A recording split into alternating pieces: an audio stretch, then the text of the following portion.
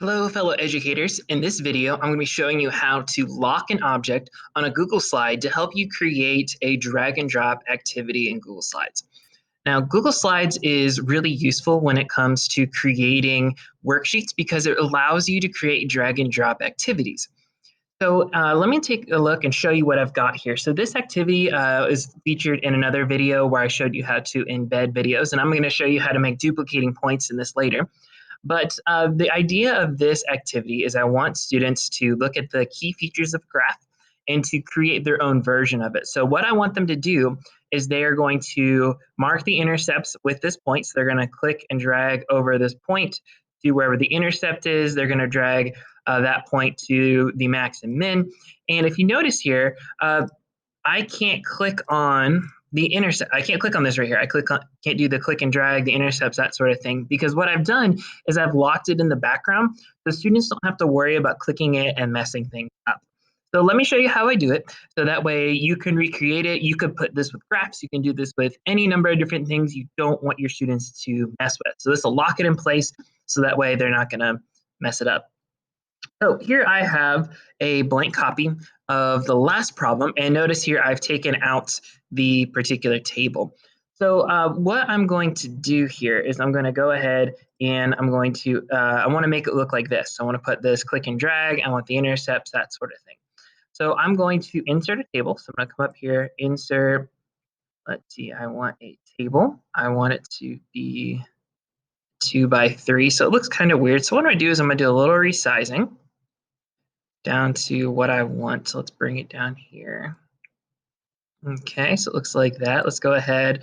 I'm going to merge these because I want it to kind of have my directions. So I want this to be a drag and drop.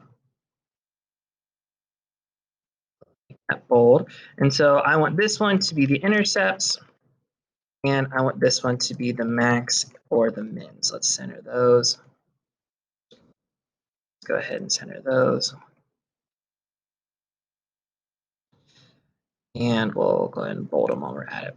So I have this basically positioned where I want it. Now, if you notice, if a student comes over here to click to drag and drop these points, it's really annoying because then they're going to click on the table and that sort of stuff. So what I'm going to do is I'm actually going to download this slide as a picture.